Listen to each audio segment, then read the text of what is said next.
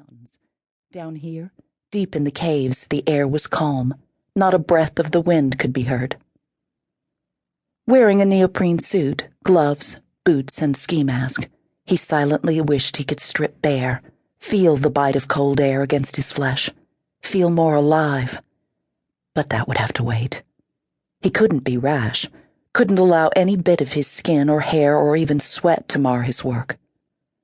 Besides, there was always that sticky problem of DNA once the police became involved. That would be soon, he knew, because this piece of art was nearly finished.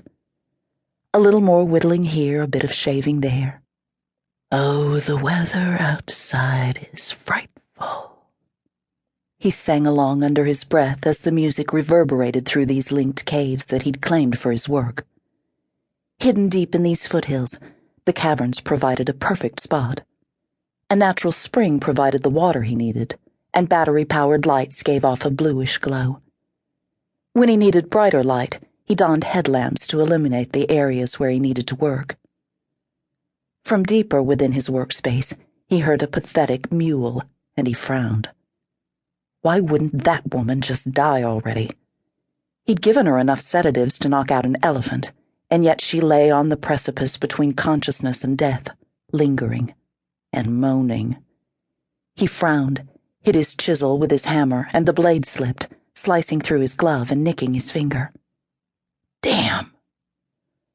Blood, his damned blood, fell in a singular drop along the ice. Quickly it froze, and he, rather than smear it, let it dry, all the time irritated at the delay. Once it was solid, he cut around the rivulet, giving wide berth and making certain that no hint of red disturbed his perfect piece of art. He was sweating by the time he was finished excavating the blood. Carefully, telling himself to be patient, he began pouring clear water from the spring over that flaw in his masterpiece. Allowing the water to freeze, he waited impatiently before pouring a little more, until there was no hint of a fissure, no blemish visible. Perfect, he whispered, satisfied.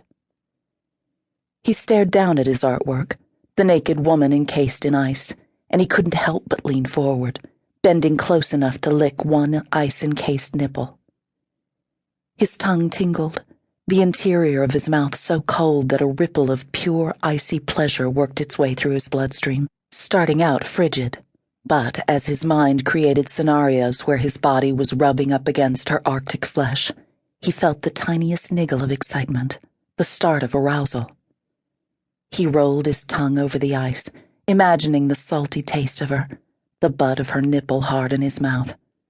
He'd sink his teeth in, just a little, to mingle pleasure with pain. He let out a quiet moan as his fantasy emerged. In his mind's eye, he saw another beautiful woman, her hair falling freely behind her as she ran, laughing, her voice echoing through the wintry forest. Snow had drifted against the scaly trunks of the pines, ice collecting on the long needles. He raced through thick powder, chasing after her, watching in arousal as she tossed off her clothing piece by piece, dropping a blouse, a skirt, a scarf into nearby snowdrifts. Finally, her bra was discarded, and she, in only panties, continued to run. He was closing the distance and taking off his own clothes, kicking off his boots, but his cold fingers fumbled with the buttons of his shirt and his jeans.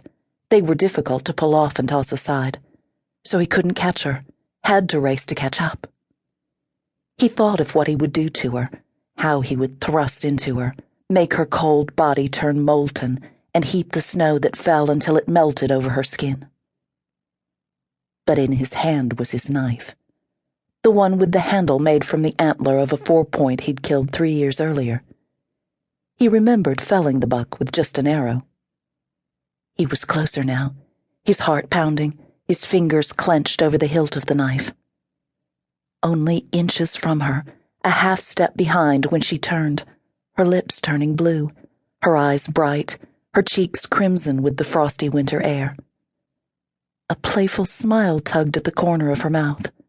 So perfect, like an angel's. Then she saw the knife. Her soft grin fell away. Shock, Then horror registered on her beautiful features, and she stumbled, nearly falling, throwing up more white powder as panic set in and she ran faster, not playfully, but spurred on by terror. His nostrils flared. He sprang forward, giving chase. Within a few strides, he caught her, his free hand tangling in her mass of long hair, and then a blur.